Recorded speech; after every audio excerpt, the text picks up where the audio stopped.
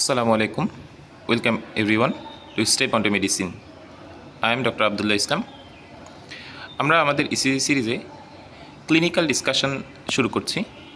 Clinical ডিসকাশনে আমরা আজকে পড়ব অ্যাট্রিয়াল ফিব্রিলেশন। অ্যাট্রিয়াল ফিব্রিলেশন অন্যতম ইম্পর্ট্যান্ট একটা অ্যারিথমিয়া, খুব কমনলি হয়ে থাকে। এর অনেকগুলো কার্ডিয়াক এবং নন কার্ডিয়াক কজ পাওয়া যায়। তো অ্যাট্রিয়াল ফিব্রিলেশনে ইসিজি আমরা ইন্টারপ্রেট করতে গেলে আমাদেরকে কিছু ইনফরমেশন জানা লাগবে। এই কয়েকটি ফিচার যদি আমাদের জানা থাকে তাহলে আমরা একটা ইসিজি দেখে আমরা ফার্স্টেই বুঝতে পারবো এটা অ্যাট্রিয়াল ফিব্রিলেশন ইসিজি। তার মধ্যে মোস্ট ইম্পর্টেন্ট কি, এক নাম্বার ফিচার দেখা যাচ্ছে ইরেগুলার কিউআরএস কমপ্লেক্স, অর্থাৎ আমাদের যে রিদমটা রেগুলার হবে না, রিদমটা ইরেগুলার হবে। দেন আমরা দেখব যে এখানে পি ওয়েভ আছে কিনা। অ্যাট্রিয়াল ফিব্রিলেশন ইসিজিতে পি ওয়েভ অ্যাবসেন্ট থাকবে। কিউআরএস কমপ্লেক্সটা তেমন পরিবর্তন হয় না, সেমই থাকে। অ্যান্ড ভেরি ইম্পর্ট্যান্ট হার্ট রেটটা ট্যাকিকার্ডিয়া থাকতেও পারে আবার নাও পারে। যদি ট্যাকিকার্ডিয়া থাকে অর্থাৎ হার্ট রেট 100-র বেশি হয় সেটাকে বলবো আমরা ফাস্ট এফ, আর যদি 100-র কম হয় সেটাকে বলবো স্লো অ্যাট্রিয়াল ফিব্রিলেশন। এবং দুইটা আর ওয়েভের মাঝে ফিব্রিলেটরি এফ ওয়েভ পাওয়া যাবে। এই কয়েকটা ফিচার যদি আমরা মনে রাখতে পারি তাহলে অ্যাট্রিয়াল ফিব্রিলেশন ইসিজি ডায়াগনোসিস করা আমাদের জন্য খুবই সহজ হয়ে যাবে।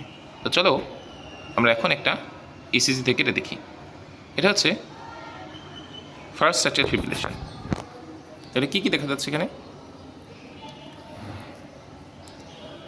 এর মধ্যে আছে এই যে দুইটা আর ওয়েভ, যে কোনো দুটো আর ওয়েভ দেখা যাক। দুটো আর ওয়েভের মাঝে যে ডিস্টেন্স এটা সেম না, আর ওয়েভের মাঝের ডিস্টেন্সগুলো সেম না, অর্থাৎ এখানে রিদমটা রিদমটা রেগুলার না। এবং খুব ভালো করে খেয়াল করলে দেখা যাবে আর ওয়েভে কোনো পি ওয়েভ নাই। এটা কিউআরএস কমপ্লেক্স, এটা টি ওয়েভ।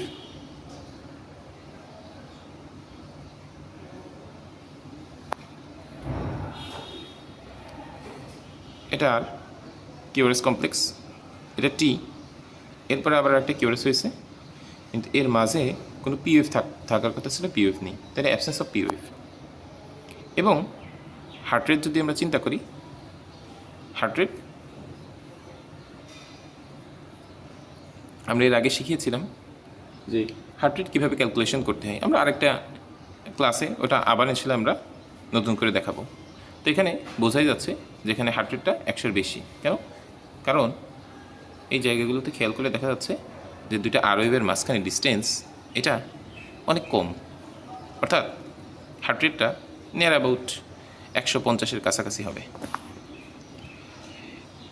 তো এই ইম্পর্টেন্ট ফিচারগুলো আমরা যখন দেখতে পাবো তখন আমরা আমাদের মাথায় ডায়াগনোসিস আসবে এটা অ্যাট্রিয়াল ফিব্রিলেশন হতে পারে।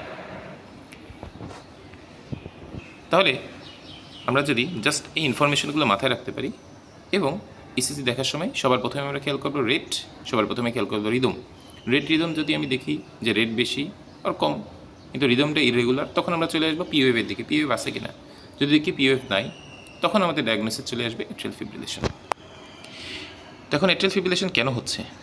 অ্যাট্রিয়াল ফিব্রিলেশনের কিছু কজের মধ্যে কিছু হচ্ছে কার্ডিয়াক কজ এবং কিছু হচ্ছে নন কার্ডিয়াক কজ। কার্ডিয়াক কজের মধ্যে কী আছে? কার্ডিয়াক কজের মধ্যে আছে ইসকেমিক হার্ট ডিজিজ, এটা মোস্ট ইম্পর্টেন্ট কার্ডিয়াক কজ। সাথে রিউমেটিক হার্ট ডিজিজের কারণে হতে পারে, অর্থাৎ ভালভিউলার হার্ট ডিজিজ, হাইপারটেনশন, আর লেস কমনলি কিছু কজ আছে, এগুলো আমাদের অত বেশি প্রয়োজন না। নন কার্ডিয়াক কজের মধ্যে কী আছে? অ্যাকিউট ইনফেকশন মানে চেস্ট ইনফেকশন, অর্থাৎ নিউমোনিয়া থেকে হতে পারে, পালমোনারি এম্বোলিজম থেকে হতে পারে, থাইরোটক্সিকোসিস থেকে হতে পারে, এবং অন্যান্য আরও কিছু প্যাথোলজি আছে যেখান থেকে আমাদের অ্যাট্রিয়াল ফিব্রিলেশন ডেভেলপ করতে পারে।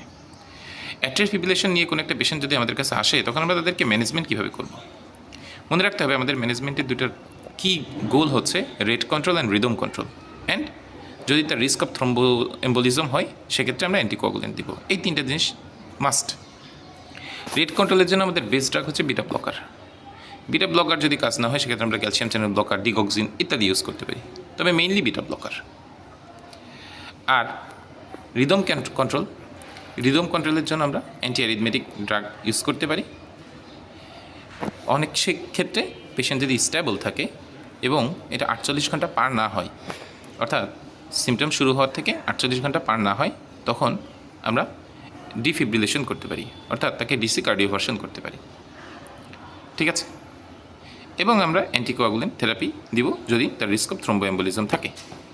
অ্যান্টিকোয়াগুলেন্ট হিসেবে আমরা ওয়ারফারিন ইউজ করতে পারি। তাহলে ইন শর্ট, এটা হচ্ছে আমাদের atrial fibrillation ECG cause and management. এই ব্যাপারে কারো যদি কোনো কোশ্চেন থাকে তোমরা কমেন্ট সেকশনে জানাবে, এবং ভিডিওটি কেমন লাগলো সকলে জানাবে। সবাইকে অসংখ্য ধন্যবাদ। আসসালামু আলাইকুম।